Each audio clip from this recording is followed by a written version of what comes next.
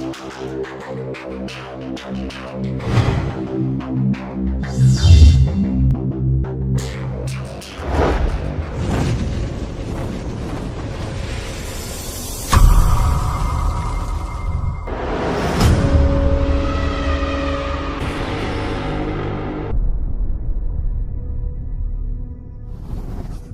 ನಿಮಗೆ ಬಿಡುಗಡೆ ಕೊಡುತ್ತದೆ.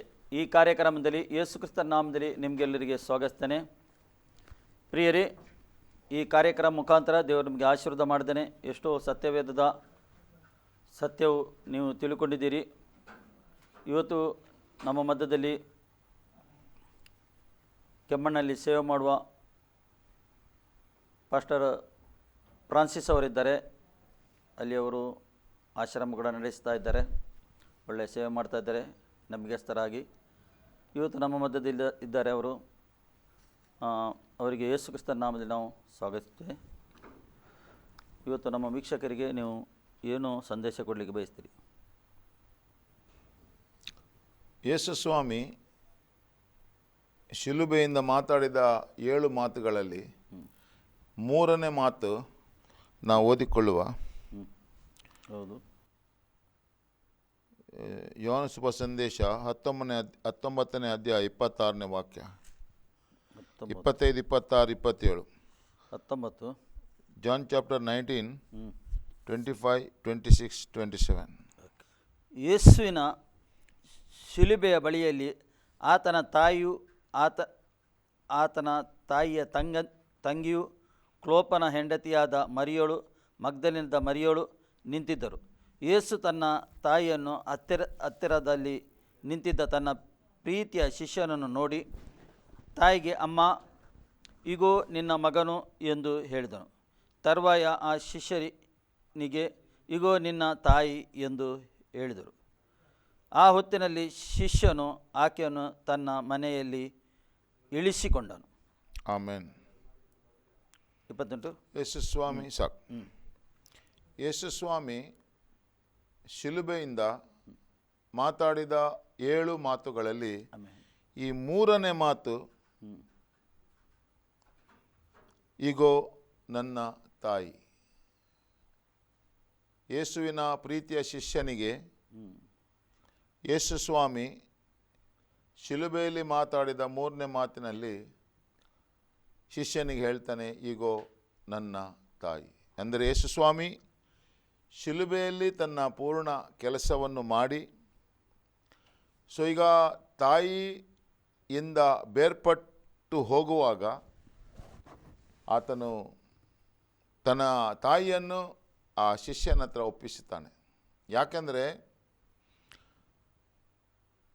ಕೆಲವರು ನಾನಾ ರೀತಿಯ ವಿಧದಲ್ಲಿ ಇದನ್ನು ಇಂಟರ್ಪ್ರಿಟ್ ಮಾಡ್ತಾರೆ. ಆದರೆ ನನಗೆ ತಿಳಿದ ಮಟ್ಟಿಗೆ ಯೇಸು ಸ್ವಾಮಿ ತನ್ನ ತಾಯಿಗೆ ಒಂದು ರೆಸ್ಪೆಕ್ಟ್ ಕೊಡ್ತಾನೆ. ಈಗೋ ನನ್ನ ತಾಯಿ. ಆತನು ಈ ಶಿಲುಬೆಯಲ್ಲಿ ಮರಣ ಹೊಂದಿದ ನಂತರ ಸೊ ತಾಯಿ ಮತ್ತು ಮಗನ ಸಂಬಂಧದಿಂದ ಬೇರ್ಪಡ್ತದೆ. ಈಗ ಮರಿಯಳು ಯೇಸುವನ್ನು ವಾಕ್ಯವೆಂದು ಸ್ವೀಕಾರ ಮಾಡಿದರಿಂದ ಆತಳು ತಾಯಿಯಾದಳು. ಈಗ ಈ ಪ್ರಪಂಚದಲ್ಲಿ ವಾಕ್ಯವನ್ನು ಸ್ವೀಕಾರ ಮಾಡಿದ ವ್ಯಕ್ತಿಗೆ ರೆಸ್ಪೆಕ್ಟ್ ಇಲ್ಲ. ನೋಡಿ, ನಾವೀಗ ಪ್ರಪಂಚದಲ್ಲಿ ಜೀವಿಸುವಾಗ ಯಾವಾಗ ನಾವು ವಾಕ್ಯವನ್ನು ಸ್ವೀಕಾರ ಮಾಡುತ್ತೇವೋ ಅಲ್ಲಿ ನಮಗೆ ಜನರು ರೆಸ್ಪೆಕ್ಟ್ ಕೊಡಲ್ಲ. ಒಂದು ಸಲ ಯೇಸು ಸ್ವಾಮಿ ವಾಕ್ಯವೊಂದು ಸ್ವೀಕಾರ ಮಾಡಿದ ವ್ಯಕ್ತಿಗೆ ಪ್ರಪಂಚ ರೆಸ್ಪೆಕ್ಟ್ ಕೊಡಲ್ಲ, ಪ್ರಪಂಚ ಸ್ವೀಕಾರ ಮಾಡಲ್ಲ. ಸೊ ಅದೇ ರೀತಿ ಈ ಹೆಂಗಸು, ಈ ಯೇಸುವಿನ ತಾಯಿ ಆಗಲು ಕಾರಣವೇ ದೇವರ ವಾಕ್ಯ. ಗಬ್ರಿಯಲ್ ದೂತನು ಮರಿಯಳಿಗೆ ತಂದ ಸಂದೇಶದಲ್ಲಿ ಮರಿಯಳ ನಡುವೆ ಮತ್ತು ಗಬ್ರಿಯಲ್ ದೂತನ ನಡುವೆ ಒಂದು ಸಂಭಾಷಣೆ ನಡೀತದೆ, ಆರ್ಗ್ಯುಮೆಂಟ್ ನಡೀತದೆ. ಲಾಸ್ಟಿಗೆ ಈ ಸಂಭಾಷಣೆಯಲ್ಲಿ ಗಾಬ್ರಿಯಲ್ ದೂತನು ಗೆಲ್ತಾನೆ. ಆಮೆನ್. ಗಾಬ್ರಿಯೇಲ್ ದೂತನು ಸಂದೇಶದಲ್ಲಿ ಪರಲೋಕದಿಂದ ರಾಜ್ಯದಿಂದ ತಂದ ಸಂದೇಶದಲ್ಲಿ ಗಾಬ್ರಿಯೇಲನು ಗೆಲ್ತಾನೆ. ಮರಿಯಳು ದೇವರ ವಾಕ್ಯಕ್ಕೆ ವಿಧೇಯಳಾಗ್ತಾಳೆ. ಆಮೆನ್. ಈಗ ಮರಿಯಳು ಯೇಸುವಿನ ತಾಯಿಯಾಗಲು ಮೊದಲನೆಯ ಕಾರಣ, ಯೇಸು ಸ್ವಾಮಿ ಶಿಲುಬೆಯಿಂದ ದೇವರು ತನಗೆ ಕೊಟ್ಟ ಕೆಲಸವನ್ನು ಸಂಪೂರ್ಣವಾಗಿ ಶಿಲುಬೆಯಲ್ಲಿ ಪ್ರಾಣ ಕೊಡಲು ಹೋಗುವಾಗ ಈ ತಾಯಿಗೆ ಮುಂದಿನ ಈ ತಾಯಿಯ ಜೀವಿತದಲ್ಲಿ ಈ ಮಗಳಿಗೆ ಯಾರೂ ಇಲ್ಲ. ಅದಕ್ಕೋಸ್ಕರ ಶಿಷ್ಯನಿಗೆ ಹೇಳ್ತಾನೆ, ಇವಳನ್ನು ನೀನು ನೋಡಬೇಕು. ಯಾಕೆಂದರೆ ಪ್ರಪಂಚದಲ್ಲಿ ದೇವರ ವಾಕ್ಯವನ್ನು ಸ್ವೀಕಾರ ಮಾಡಿದ ಯಾರೇ ಆಗಲಿ ಪ್ರಪಂಚ ಅದಕ್ಕೆ ರೆಸ್ಪೆಕ್ಟ್ ಕೊಡಲ್ಲ. ಅದೇ ರೀತಿ ಮುಂದಿನ ದಿನಮಾನಗಳಲ್ಲಿ ಈ ಮಗಳಿಗೆ ಯಾರು ರೆಸ್ಪೆಕ್ಟ್ ಕೊಡಲ್ಲ. ಅದಕ್ಕೋಸ್ಕರ ಈ ಮಗಳನ್ನು ನೀನು ಸ್ವೀಕಾರ ಮಾಡಬೇಕು, ಈ ಮಗಳನ್ನು ನೀನು ನೋಡಬೇಕು ಎಂದು ತಾಯಿಯನ್ನು ಶಿಷ್ಯನ ಕೈಯಲ್ಲಿ ಒಪ್ಪಿಸುತ್ತಾನೆ, ಅವನ ಕೈಯಲ್ಲಿ ಒಪ್ಪಿಸಿಕೊಡ್ತಾನೆ. ಅದೇ ರೀತಿ ನಾವು ನೋಡುವ, ಈಗ ಯೇಸುವಿನ ಆ ದಿವಸ ಮರಿಯಳು ಯೇಸುವಿನ ತಾಯಿ ಆದಳು. ಈಗ ಯಾರು ದೇವರ ವಾಕ್ಯವನ್ನು ನಂಬುತ್ತಾರೋ ಅವರೆಲ್ಲರೂ ಯೇಸು ಸ್ವಾಮಿಯ ತಾಯಿಯಾಗಿದ್ದಾರೆ. ಹಲ್ಲೆಲೂಯಾ. ಈಗ ಯಾರು ವಾಕ್ಯ ಸ್ವೀಕಾರ ಮಾಡಿದ್ದರಿಂದ ಮರಿಯಳು ಯೇಸುವಿನ ತಾಯಿ ಆದಳು. ಅದಕ್ಕೋಸ್ಕರ ಯೇಸು ಸ್ವಾಮಿ ಹೇಳ್ತಾನೆ, ಯಾರು ನನ್ನ ಅಣ್ಣಂದಿರು, ತಮ್ಮಂದಿರು, ತಾಯಿಯಂದಿರು ಈಗೋ ಇಲ್ಲಿದ್ದಾರೆ. ದೇವರ ವಾಕ್ಯವನ್ನು ಕೇಳುವವರು, ಅದರ ಪ್ರಕಾರ ನಡೆಯುವವರು ನನಗೆ ತಾಯಿ, ತಂದೆ, ಅಣ್ಣಂದಿರು, ತಮ್ಮಂದಿರು. ಆ ಪ್ರಕಾರ ಈಗ ದೇವರ ವಾಕ್ಯವನ್ನು ಸ್ವೀಕಾರ ಮಾಡುವ ವ್ಯಕ್ತಿ ಯೇಸುವಿಗೆ ತಾಯಿ, ಅಣ್ಣಂದಿರು, ತಮ್ಮಂದಿರು ಆಗಿದ್ದಾನೆ. ಹಲ್ಲೆಲೂಯಾ. ಅದಕ್ಕೋಸ್ಕರ ಶಿಲುಬೆಯಿಂದ ಯೇಸು ಸ್ವಾಮಿ ಈ ಮಾತನ್ನು ಹಾಡಿದರು, ಈಗೋ ನನ್ನ ತಾಯಿ. ಈಗೋ ಅಂದರೆ ದೇವರ ವಾಕ್ಯವನ್ನು ಸ್ವೀಕಾರ ಮಾಡಿದ ಪ್ರತಿಯೊಂದು ವ್ಯಕ್ತಿಯು ಯೇಸು ಸ್ವಾಮಿಯ ತಾಯಿಯಾಗಿದ್ದಾನೆ. ಆಮೆನ್. ಅದಕ್ಕೋಸ್ಕರ ಯೇಸು ಸ್ವಾಮಿ ದೇವರ ಆದೇಶಕ್ಕೆ ವಿಧೇಯನಾಗ್ತಾನೆ. ದೇವರು ಕೊಟ್ಟ 10 ಆಜ್ಞೆಗಳಲ್ಲಿ ಒಂದು ಆಜ್ಞೆ ಆಗಿದೆ, ನಿನ್ನ ತಂದೆ ತಾಯಿಯನ್ನು ಸನ್ಮಾನಿಸು. ತಂದೆ ತಾಯಿಯನ್ನು ಮುಪ್ಪಿನ ಕಾಲದಲ್ಲಿ ಕೈ ಬಿಡಬೇಡ. ನಾವು ಒಂದು ವಾಕ್ಯವನ್ನು ತೆಗೆದುಕೊಳ್ಳುವ, ಎಫೆಸ ಪತ್ರಿಕೆ 6ನೇ ಅಧ್ಯಾಯ 1, 2, 3 ವಾಕ್ಯ ನೋಡುವ. ಮಕ್ಕಳೇ, ನೀವು ಕರ್ತನಲ್ಲಿರುವವರಿಗೆ ತಕ್ಕ ಹಾಗೆ ನಿಮ್ಮ ತಂದೆ ತಾಯಿಗಳ ಮಾತನ್ನು ಕೇಳಬೇಕು, ಇದು ಧರ್ಮ. ವಾಗ್ದಾನ ಸಹಿತವಾದ ಮೊದಲನೆಯ ಆಜ್ಞೆಯನ್ನು ಕೇಳಿರಿ, ನಿನ್ನ ತಂದೆ ತಾಯಿಗಳನ್ನು ಸನ್ಮಾನಿಸಬೇಕು, ಸನ್ಮಾನಿಸಿದರೆ ನಿನಗೆ ಮೇಲಾಗುವುದು, ನೀನು ಭೂಮಿಯ ಮೇಲೆ ಬಹುಕಾಲ ಬದುಕುವಿ. ಸಾಕು. Praise the Lord. ನೋಡಿ, ನಿನ್ನ ತಂದೆ ತಾಯಿಗಳನ್ನು ಸನ್ಮಾನಿಸು. ತಂದೆ ತಾಯಿಗಳನ್ನು ನೀನು ಸನ್ಮಾನಿಸಿದರೆ ನೀನು ಬಹುಕಾಲ ಬದುಕುವಿ. ಆಮೆನ್.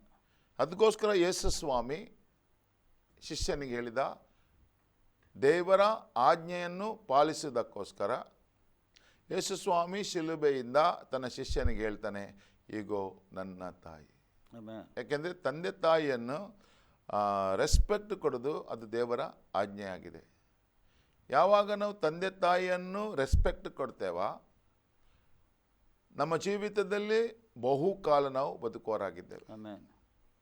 ಅದಕ್ಕೋಸ್ಕರ ಯೇಸು ಸ್ವಾಮಿ ಹೇಳಿದ, ಈಗೋ ನನ್ನ ತಾಯಿ. ಸೊ ಈಗ ದೇವರ ವಾಕ್ಯವು ಯಾವರ ಜೀವಿತದಲ್ಲಿ ಉಂಟೋ ದೇವರ ವಾಕ್ಯವನ್ನು ಯಾರು ನಂಬುತ್ತಾರೋ ಅವರು ಯೇಸು ಸ್ವಾಮಿಯ ತಾಯಿಯಾಗಿದ್ದಾರೆ. ಅದೇ ರೀತಿಯಲ್ಲಿ ಯೇಸು ಸ್ವಾಮಿ ತನ್ನ ತಾಯಿಗೆ ಎಷ್ಟು ರೆಸ್ಪೆಕ್ಟ್ ಕೊಟ್ಟನೋ ಅದೇ ರೀತಿಯಲ್ಲಿ ದೇವರ ವಾಕ್ಯವನ್ನು ಎಷ್ಟು ಮಟ್ಟಿಗೆ ನಾವು ರೆಸ್ಪೆಕ್ಟ್ ಕೊಡ್ತೇವೋ ಅಷ್ಟು ರೆಸ್ಪೆಕ್ಟ್ ಯೇಸು ಸ್ವಾಮಿ ನಮಗೂ ಹೇಳ್ತಾನೆ, ಈಗೋ ನನ್ನ ತಾಯಿ, ಈಗೋ ನನ್ನ ತಾಯಿ. ಮರಿಯಳು ಸುಮ್ಮನೆ ದೇವರ ತಾಯಿ ಆಗಲಿಲ್ಲ. ಕೆಲವರು ಹೇಳ್ತಾರೆ ಮರಿಯಳು ದೇವರ ತಾಯಿ ಅಂತ, ಕೆಲವರು ಹೇಳ್ತಾರೆ ಯೇಸುವಿನ ತಾಯಿ ಅಂತ. ಅದು ನಾನು ಹೇಳುವುದಂದರೆ ಮರಿಯಳು ದೇವರ ವಾಕ್ಯದ ತಾಯಿಯಾಗಿದ್ದಾರೆ. ಆಮೆನ್. ಯಾಕೆಂದರೆ ಆತಳು ದೇವರ ವಾಕ್ಯವನ್ನು ನಂಬಿದಳು. ಎಸ್. ನಾನು ನಿನ್ನ ದಾಸಿ, ನಿನ್ನ ವಾಕ್ಯದಂತೆ ನನ್ನ ಜೀವಿತದಲ್ಲಿ ಆಗಲಿ. ನೆರವೇರಲಿ. ಗಬ್ರಿಯಲ್ ದೂತನು ತಂದ ಸಂದೇಶಕ್ಕೆ ಅವಳು ವಿಧೇಯರಾಗಿದ್ದರಿಂದ ತಾಯಿಯಾಗುವ ಭಾಗ್ಯ ಮರಿಯಳಿಗೆ ಸಿಕ್ಕಿತು. ಆಮೆನ್. ಈಗ ನಾವೆಲ್ಲರೂ ಪ್ರಪಂಚದಲ್ಲಿ ದೇವರ ವಾಕ್ಯವನ್ನು, ಯೇಸುಸ್ವಾಮಿಯು ದೇವರ ವಾಕ್ಯವನ್ನು ನಂಬಿದ ಪ್ರತಿಯೊಂದು ವ್ಯಕ್ತಿಯು ಯೇಸುವಿನ ತಾಯಿಯಾಗಿದ್ದಾರೆ. ಆಮೆನ್.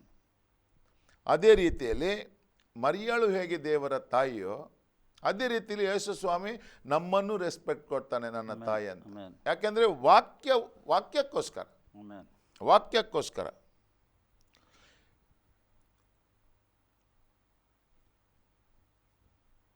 ವಾಕ್ಯ ಸ್ವೀಕಾರ ಮಾಡಿದವರಿಗೆ ಸಮಾಜ ಸ್ವೀಕಾರ ಮಾಡಲ್ಲ, ಆದರೆ ಯೇಸು ಸ್ವಾಮಿ ನಮ್ಮನ್ನು ಸ್ವೀಕಾರ ಮಾಡ್ತಾನೆ. ಆಮೆನ್. ಈಗ ನಾವು ಯೇಸು ಸ್ವಾಮಿಯ ತಾಯಿ ನಾವು ಎಂದರೆ ಯಾರಾದರೂ ಸ್ವೀಕಾರ ಮಾಡ್ತಾರ? ದೇವರ ವಾಕ್ಯವನ್ನು ನಂಬಿದವರಿಗೆ ನಾವು ಯೇಸು ಸ್ವಾಮಿಯ ತಾಯಿ ಅಂದರೆ ಯಾರಾದರೂ ಸ್ವೀಕಾರ ಮಾಡ್ತಾರ? ಯೇಸು ಸ್ವಾಮಿಯ ತಾಯಿ ಹತ್ರ ವಿಜ್ಞಾಪನೆ ಮಾಡಲು ನೂರಾರು ಜನರು ಹೋಗ್ತಾರೆ. ಆದರೆ ನಾವು ದೇವರ ವಾಕ್ಯವನ್ನು ನಂಬುವ ಪ್ರತಿಯೊಂದು ವ್ಯಕ್ತಿಯು ಯೇಸು ಸ್ವಾಮಿಯ ತಾಯಿಯೆಂದು ನಮ್ಮ ಹತ್ರ ವಿಜ್ಞಾಪನೆ ಮಾಡಲು ಯಾರಾದರೂ ಬರ್ತಾರಾ? ಬರಲ್ಲ. ಆದರೆ ಬಂದರೆ ದೇವರು ತನ್ನ ಕಾರ್ಯವನ್ನು ದೇವರ ಮಹಿಮೆಯನ್ನು ನಮ್ಮ ಮುಖಾಂತರ ನಮ್ಮ ವಿಜ್ಞಾಪನೆ ಯೇಸು ಸ್ವಾಮಿ ಕೇಳುವನಾಗಿದ್ದಾನೆ. ಆಮೆನ್. ಈಗ ಇರುವ ಮರಿಯಳಿಗೆ, ಆ ಮರಿಯಳಿಗೆ ಜೀವವಿಲ್ಲ. ಈಗ ಅವಳ ಕೆಲಸ ಆಗಿದೆ.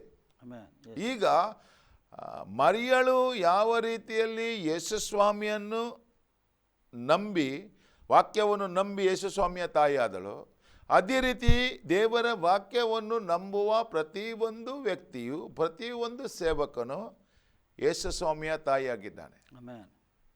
ಈಗ ಹೇಗೆ ಮರಿಯಳ ಹತ್ರ ಜನರು ಈಗ ಓಡ್ತಾರ, ಈಗ ಆ ಮರಿಯಳಲ್ಲಿ ಯಾವ ವಿಜ್ಞಾಪನೆಯು ನಡೆಯಲ್ಲ.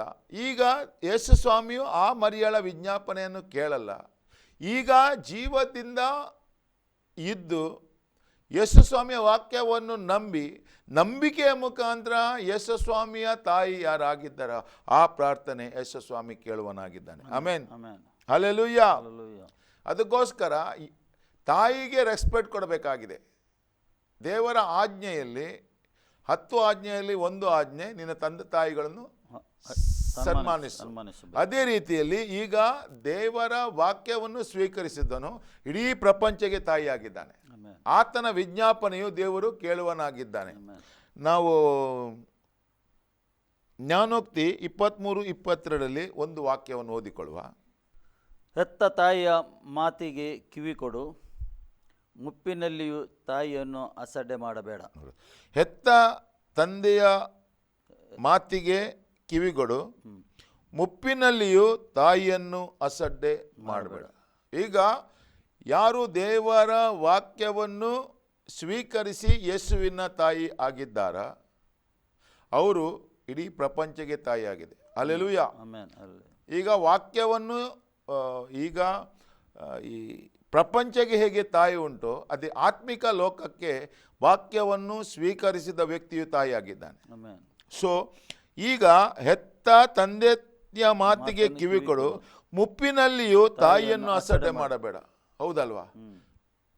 ಸೊ ಅದೇ ರೀತಿಯಲ್ಲಿ ಈಗ ಯೇಸುಸ್ವಾಮಿಯ ತಾಯಿ ಅಂದರೆ ಯಾರು ವಾಕ್ಯವನ್ನು ಸ್ವೀಕಾರ ಮಾಡಿದಾರೋ ಅದು ಯೇಸುಸ್ವಾಮಿಯ ತಾಯಿ. ಆ ತಾಯಿಗೆ ಅಸಡ್ಡೆ ಮಾಡಬೇಡ. ಈಗ ಎಷ್ಟೋ ಜನ ದೇವರ ವಾಕ್ಯವನ್ನು ಸ್ವೀಕರಿಸಿದವರು ಯೇಸುವಿನ ತಾಯಿ ಹೇಳಿದರೆ ನಂಬಲ್ಲ. ನಂಬ್ತಾರ? ಇದು ಆತ್ಮಿಕ ಕಣ್ಣುಗಳು ಮಾತ್ರ ನೋಡಲು ಸಾಧ್ಯ. ಸೊ ಆತ್ಮಿಕ ಕಣ್ಣುಗಳಿಂದ ದೇವರ ವಾಕ್ಯವನ್ನು ನಂಬಿದವನಿಗೆ ದೇವರ ತಾಯಿ ಎಂದು ನೀನು ಬರುವಾಗ ಆ ವಿಜ್ಞಾಪನೆ ದೇವರು ಕೇಳುವನಾಗಿದ್ದಾನೆ. ಆಮೆನ್. ಸೊ ಅದಕ್ಕೋಸ್ಕರ ಹೇಳ್ತದೆ, ಮುಪ್ಪಿನಲ್ಲಿಯೂ ತಾಯಿಯನ್ನು ಅಸಡ್ಡೆ ಮಾಡಬೇಡ. ತಾಯಿಯನ್ನು ಅಸಡ್ಡೆ ಮಾಡಬೇಡ. ಈಗ ದೇವರ ವಾಕ್ಯ ಇದ್ದವನು ಯೇಸುವಿನ ತಾಯಿ. ಈಗ ನಾವು ಮುಪ್ಪಿನಲ್ಲಿ, ಅಂದರೆ ಏನೇ ಆಗಲಿ, ನಮಗೆ ಪ್ರಾಯ ಆಗಲಿ, ನಾವು ನಮ್ಮ ಇದು ಎಲ್ಲ ದಾಟಿ ಹೋಗಲಿ, ಆದರೆ ಯಾರು ಯೇಸುವಿನ ತಾಯಿಗೆ ಅಸಡ್ಡೆ ಮಾಡಬಾರದು. ಆಮೆನ್. ಯೇಸುವಿನ ತಾಯಿ ಅಂದರೆ ಆ ತಾಯಿ ಅಲ್ಲ, ವಾಕ್ಯವನ್ನು ಸ್ವೀಕಾರ ಮಾಡಿದ್ರು ಯೇಸುವಿನ ತಾಯಿ. ಆಮೆನ್. ಈಗ ಯಾರನ್ನು ನೀನು ಅಸಡ್ಡೆ ವಾಕ್ಯವಿದ್ದ ವ್ಯಕ್ತಿಗೆ ನೀನು ಅಸಡ್ಡೆ ಮಾಡಬಾರ್ದು. ಯೇಸುವಿನ ತಾಯಿಗೆ, ಈಗ ಎಷ್ಟೋ ಜನ ನಾವು ಯೇಸುವಿನ ತಾಯಿ ಅಂದರೆ ನಂಬ್ತಾರ, ಅಸಡ್ಡೆ ಮಾಡ್ತಾರೆ, ನಿನಗೆ ಯೇಸುವಿನ ತಾಯಿ ಆಗುತ್ತಂತ. ಬೈಬಲ್ ಹೇಳ್ತದೆ, ದೇವರ ವಾಕ್ಯವನ್ನು ಸ್ವೀಕರಿಸಿದನು ಯೇಸುವಿನ ತಾಯಿ. ಯೇಸು ಸ್ವಾಮಿ ಹೇಳ್ತಾನೆ, ಆಮೆನ್. ಯಾರು ಶಿಷ್ಯರು ಯೇಸು ಸ್ವಾಮಿ ನಿನ್ನ ತಾಯಿ ನಿನ್ನ ಅಣ್ಣಂದಿರು ಹೊರಗಡೆ ನಿಂತಿದ್ದಾರೆ ಅಂತ ಹೇಳುವಾಗ ಯೇಸು ಸ್ವಾಮಿ ಏನು ಹೇಳ್ತಾನೆ, ಯಾರು ನನ್ನ ತಂದೆ, ಯಾರು ನನ್ನ ತಾಯಿ, ಯಾರು ನನ್ನ ಅಣ್ಣಂದಿರು, ಈಗೋ ಇಲ್ಲಿದ್ದಾರೆ. ಅಂದರೆ ದೇವರ ವಾಕ್ಯವನ್ನು ಕೇಳಿ ಅದರ ಪ್ರಕಾರ ನಡೆಯುವವರೇ ನನಗೆ ತಾಯಿಯು, ಅಣ್ಣಂದಿರು, ತಮ್ಮಂದಿರು ಆಗಿದ್ದಾನೆ. ಸೊ ಈಗ ವಾಕ್ಯವನ್ನು ಸ್ವೀಕಾರ ಮಾಡಿದ ವ್ಯಕ್ತಿ ಯೇಸುವಿಗೆ ತಾಯಿ. ಆಮೆನ್.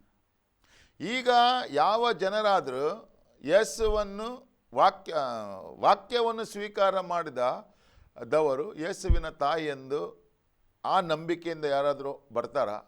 ಆ ನಂಬಿಕೆಯಿಂದ ಬಂದರೆ ತಾಯಿ ಮಾಡಿದ ಪ್ರಾರ್ಥನೆ ದೇವರು ವ್ಯರ್ಥ ಮಾಡುವುದೇ ಇಲ್ಲ. ಹಲ್ಲೆಲೂಯಾ. ಆಮೆನ್. ತಂದೆ ಹತ್ರ ತಾಯಿ ಮಗನು ಕೇಳುವುದಕ್ಕಿಂತಲೂ ತಾಯಿಯು ತಂದೆ ಹತ್ರ ಕೇಳುವುದು ಉತ್ತಮ, ಹೌದಲ್ವಾ?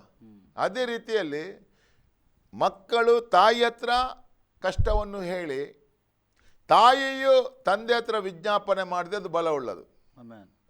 ಈಗ ವಾಕ್ಯವಿದ್ದ ವ್ಯಕ್ತಿ ಹತ್ರ ಅದು ತಾಯಿ ಎಂದು ಅವತ್ತು ನಂಬಬೇಕು. ವಾಕ್ಯ ಇದ್ದವನು ಯೇಸುವಿನ ತಾಯಿ ಎಂದು ನಂಬಬೇಕು. ಆ ತಾಯಿಯು ಯೇಸುವಿನ ಹತ್ರ ಮಾಡಿದ ಪ್ರಾರ್ಥನೆ ದೇವರು ಕೇಳುವನಾಗಿದ್ದಾನೆ. ಯಾರಾದರೂ ವಾಕ್ಯ ಇದ್ದ ವ್ಯಕ್ತಿಯ ಹತ್ರ ನಾನು ಯೇಸುವಿನ ತಾಯಿಯ ಹತ್ರ ಹೋಗ್ತೇನಂತ ಬರ್ತಾರ? ಬರಲ್ಲ. ಅವರೆಲ್ಲಿ ಹೋಗ್ತಾರೆ? ಯೇಸುವಿನ ತಾಯಿ ಈ ಪ್ರಪಂಚದಲ್ಲಿ ಯೇಸುವಿನ ವಾಕ್ಯವನ್ನು ಸ್ವೀಕರಿಸಿದ ಮೊದಲ ತಾಯಿ ಮರಿಯಳು. ಆದರೆ ನಾವು ಆ ಮರಿಯಳಿಗೆ ಎಷ್ಟೋ ಹೆಸರುಗಳನ್ನು ಕೊಟ್ಟಿದ್ದೇವೆ. ಅದಕ್ಕೆ ಬೈಬಲ್ ಒಪ್ಪಲ್ಲ. ಒಂದು ಕಡೆ ಮರಿಯಳು, ಒಂದು ಕಡೆ ವೆಳಂಕಣಿ ಮಾತೆ, ಒಂದು ಕಡೆ ಲೂರ್ದು ಮಾತೆ, ಒಂದು ಕಡೆ ಸಾವುದ್ ಮಾತೆ, ನೂರಾರು ಹೆಸರುಗಳು, ಫತಿಮಾ ಮಾತೆ, ನೂರಾರು ಹೆಸರುಗಳು ಜನರು ಇಟ್ಟಿದ್ದಾರೆ. ದುಃಖದ ಮಾತೆ ತುಂಬ ಮರಿಯಳಿಗೆ ತುಂಬ ಹೆಸರುಂಟು. ಆದರೆ ಬೈಬಲ್ ಹೇಳೋ ಪ್ರಕಾರ ಫಸ್ಟ್ ವಾಕ್ಯವನ್ನು ಸ್ವೀಕಾರ ಮಾಡಿದವಳು, ಗಬ್ರಿಯೇಲ್ ದೂತನ ಸಂದೇಶಕ್ಕೆ ಫಸ್ಟ್ ವಿಧೇಯಳಾದವಳು ಮರಿಯಳು. ಆಮೆನ್. ಸೊ ಆ ಮರಿಯಳಿಗೆ ತಾಯಿ ಎಂಬ ಯೇಸುವಿನ ತಾಯಿ ಎಂದು ಹೆಸರು ಬಂದದ್ದೇ ವಾಕ್ಯವನ್ನು ಸ್ವೀಕಾರ ಮಾಡಿದರಿಂದ. ಆಮೆನ್. ಈಗಿನ ಜನರು ವಾಕ್ಯ ಇದ್ದವನು, ದೇವರ ವಾಕ್ಯವನ್ನು, ಬೈಬಲ್ ಸತ್ಯವೆಂದು ನಂಬುವವನು ಯೇಸುವಿನ ತಾಯಿಯಾಗಿದ್ದಾನೆ. ಈಗ ಯಾರಾದರೂ ಈ ನಂಬಿಕೆಯಿಂದ ದೇವ ಸೇವಕರ ಹತ್ರ ನಾನು ಯೇಸುವಿನ ತಾಯಿಯ ಹತ್ರ ಹೋಗ್ತೀನೆಂದು ಯಾರಾದರೂ ಬರ್ತಾರ? ಬರಲ್ಲ. ಬಂದರೆ ಆ ಪ್ರಾರ್ಥನೆಯನ್ನು ಯೇಸು ಸ್ವಾಮಿ ಕೇಳುವನಾಗಿದ್ದಾನೆ. ಅದು ಯೇಸು ಸ್ವಾಮಿ ಹೇಳಿದ್ದಾನೆ, ಯಾರು ನನ್ನ ತಾಯಿ, ಯಾರು ನನ್ನ ಅಣ್ಣಂದಿರುಗಳು ಇಲ್ಲಿದ್ದಾರೆ, ನನ್ನ ವಾಕ್ಯವನ್ನು ಕೇಳುವವರೇ ನನ್ನ ತಾಯಿ. ಈ ಪ್ರಪಂಚದಲ್ಲಿರುವ ಈ ಪ್ರೋಗ್ರಾಮ್ ನೋಡುವ ಪ್ರತಿಯೊಬ್ಬರು ಒಂದು ದೇವ ಸೇವಕರ ಹತ್ರ ಹೋಗುವಾಗ ನಾನು ಯೇಸುವಿನ ತಾಯಿ ಹತ್ರ ಹೋಗ್ತೇನೆ. ಹಲ್ಲೆಲೂಯಾ. ಅಂದರೆ ಒಂದು ತಾಯಿಯ ಪ್ರಾರ್ಥನೆಯನ್ನು ದೇವರು ಬೇಗ ಕೇಳುವನಾಗಿದ್ದಾನೆ, ಹೌದಲ್ವಾ? ಈಗ ಮನೆಯಲ್ಲಿ ಒಂದು ತಂದೆ ಇದ್ದರೆ, ಮನೆಯಲ್ಲಿ ಒಂದು ತಾಯಿ ಇದ್ದರೆ, ಆ ತಾಯಿಯು ತಂದೆ ಹತ್ರ ಮಗನು ಕೇಳುವುದಕ್ಕಿಂತ ತಾಯಿಯು ಕೇಳಿದರೆ ಅದಕ್ಕೆ ಉತ್ತರ ಬೇಗ ಸಿಗುತ್ತೆ, ಹೌದಲ್ವಾ? ಸೊ ಈ ನಂಬಿಕೆಯಿಂದ ಆ ದಿವಸ ವಾಕ್ಯವನ್ನು ಸ್ವೀಕರಿಸಿದ ಮರಿಯಳ ಹತ್ರ ಜನರು ಓಡ್ತಾರೆ. ಆದರೆ ದೇವರ ವಾಕ್ಯವನ್ನು ಸ್ವೀಕರಿಸಿದ ಒಂದು ಯೇಸುವಿನ ತಾಯಿ ನಮ್ಮ ಮನೆಯ ಹಿಂದುಗಡೆ ಮುಂದುಗಡೆ ಇದ್ದರೆ ಯಾರಾದರೂ ಆ ನಂಬಿಕೆಯಿಂದ ಬರ್ತಾರ? ಬರಲ್ಲ. ಬಂದರೆ 100% ಆ ಪ್ರಾರ್ಥನೆ ದೇವರು ಕೇಳುವನಾಗಿದ್ದಾನೆ. ಆಮೆನ್. ಅಂದರೆ ದೇವರ ವಾಕ್ಯ ಇದ್ದ ಪ್ರತಿಯೊಂದು ವ್ಯಕ್ತಿಯು ಯೇಸುವಿನ ತಾಯಿಯಾಗಿದ್ದಾನೆ. ಈ ನಂಬಿಕೆಯ ಮುಖಾಂತರ ಯಾರಾದರೂ ಒಂದು ಕಷ್ಟದಲ್ಲಿ, ಚಿಂತೆಯಲ್ಲಿ, ಸಮಸ್ಯೆಯಲ್ಲಿದ್ದ ವ್ಯಕ್ತಿಯು ಬಂದರೆ ದೇವರು ಉತ್ತರ ಕೊಡುವನಾಗಿದ್ದಾನೆ ಅವರ ಪ್ರಾರ್ಥನೆಯ ಮುಖಾಂತರ. ಅಂದರೆ ಬರುವಾಗ ನಾನು ಹೇಗೆ ಬರಬೇಕು? ಯೇಸುವಿನ ತಾಯಿ ಹತ್ರ ನಾನು ಹೋಗ್ತೇನೆ. ಈಗ ಪ್ರಪಂಚದಲ್ಲಿ ನೋಡ್ತೇವೆ ನಾವು, ಎಷ್ಟೋ ತಾಯಿಗಳಿದ್ದಾರೆ, ಹೌದಲ್ವಾ? ಎಷ್ಟೋ ತಾಯಿಗಳು. ಈಗ ಹಿಂದೂಗಳಲ್ಲಿ ಕೂಡ ಎಷ್ಟೋ ತಾಯಿ ಅಂತ ಹೇಳ್ತಾರೆ ಅವರು, ಹೌದಲ್ವಾ? ಆ ಮಾತೆ ಈ ಮಾತೆ ಅಂತ ಹೇಳಲ್ವಾ?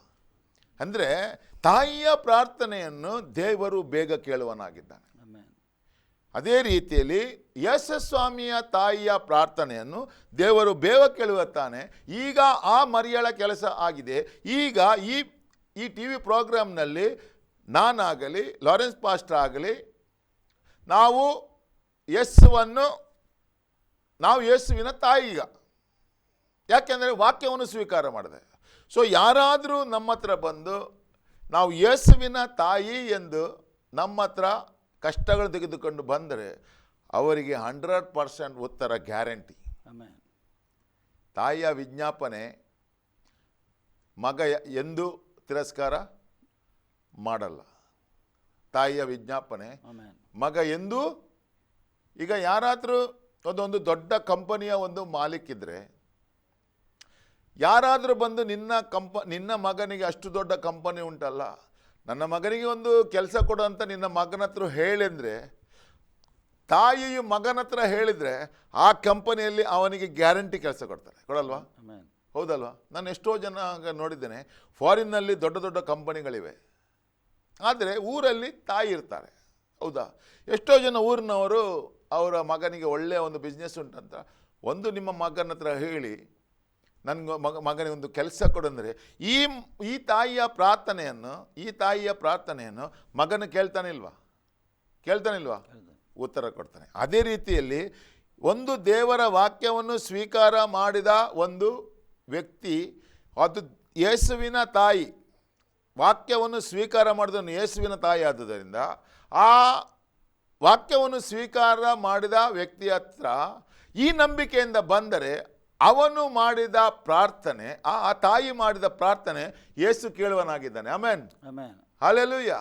ಸೊ ಈ ನಂಬಿಕೆಯಿಂದ ಬಂದರೆ 100% ಆ ಪ್ರಾರ್ಥನೆ ಯೇಸು ಸ್ವಾಮಿ ಕೇಳುವನಾಗಿದ್ದಾನೆ. ಇದು ನಂಬಿಕೆ, ಇದು ನಂಬಿಕೆ. ಯಾಕೆಂದರೆ ಮರಿಯಳಿಗೆ ವಾಕ್ಯದಿಂದ ಅವಳು ತಾಯಿಯಾದಳು. ಅದೇ ರೀತಿಯಲ್ಲಿ ಯಾರ್ಯಾರು ಯೇಸು ಸ್ವಾಮಿಯ ವಾಕ್ಯವನ್ನು ಸತ್ಯ ಎಂದು ನಂಬಿದ್ದಾರೋ ಅವರು ಎಲ್ಲರೂ ಯೇಸು ಸ್ವಾಮಿಗೆ ತಾಯಿಯಾಗಿದ್ದಾರೆ. ಯೇಸು ಸ್ವಾಮಿ ಅವರ ಪ್ರಾರ್ಥನೆಯನ್ನು ಕೇಳುವನಾಗಿದ್ದಾನೆ. ಯೇಸು ಸ್ವಾಮಿ ಆ ತಾಯಿಯ ಪ್ರಾರ್ಥನೆಯನ್ನು ಕೇಳುವದಾನೆ. ಯಾಕೆಂದರೆ ಮಗನು ತಾಯಿಯ ಪ್ರಾರ್ಥನೆಯನ್ನು ಎಂದೂ ತಿರಸ್ಕಾರ ಮಾಡಲ್ಲ, ಹೌದಲ್ವಾ? ಬೇಕಾದರೆ ನೀವು ಅಬ್ಸರ್ವ್ ಮಾಡಿ ನೋಡಿ. ಯಾಕೆಂದರೆ ನಾನೀಗ ಮಾತನಾಡೋದು ನಂಬಿಕೆಯಿಂದ ಮಾತನಾಡೋದು. ಒಂದು ತಾಯಿ ಹೊರಗಿನ ರೂಪವಾಗಿ ಕಾಣುತ್ತದೆ, ಇನ್ನೊಂದು ತಾಯಿ ಒಳಗಿನ ರೂಪವಾಗಿ ಕಾಣುತ್ತದೆ. ಆಮೆನ್. ಸೊ ಈಗ ನಾವು ಒಳಗಿನ ರೂಪದಲ್ಲಿ ತಾಯಿಗಳಾಗಿದ್ದೇವೆ, ಮರಿಯಳು ಹೊರಗಿನ ರೂಪದಲ್ಲಿ ತಾಯಿ ಆಗಿದ್ದಳು. ಅದಕ್ಕೋಸ್ಕರ ಯೇಸು ಸ್ವಾಮಿ ಹೇಳಿದನು, 24 ಗಂಟೆ ಮರಿಯಳ ಹತ್ರ ನೀವು ಓಡಬೇಡಿ. ಯಾರ್ಯಾರು ಮರಿಯಳ ಹಾಗೆ ದೇವರ ವಾಕ್ಯವನ್ನು ಸ್ವೀಕರಿಸಿ ಈ ಪ್ರಪಂಚದಲ್ಲಿ ತಾಯಿಯಾಗಿ ಜೀವಂತವಾಗಿದ್ದರೋ ಆ ತಾಯಿಯ ಸನ್ನಿಧಾನಕ್ಕೆ ನೀವು ಹೋಗಿ. ಕಷ್ಟ, ಸಮಸ್ಯೆ, ನೋವು, ಚಿಂತೆ ಎಲ್ಲವನ್ನು ತೆಗೆದುಕೊಂಡು ಆ ತಾಯಿ ಹತ್ರ ಹೋದರೆ ಆ ತಾಯಿಯು ಉತ್ತರ ಕೊಡುವಳಾಗಿದ್ದಾರೆ. ಅದಕ್ಕೋಸ್ಕರ ಯೇಸು ಸ್ವಾಮಿ ಶಿಲುಬೆಯಿಂದ ಹೇಳಿದ ಆ ಶಿಷ್ಯನಿಗೆ, ಇಗೋ ನನ್ನ ತಾಯಿ,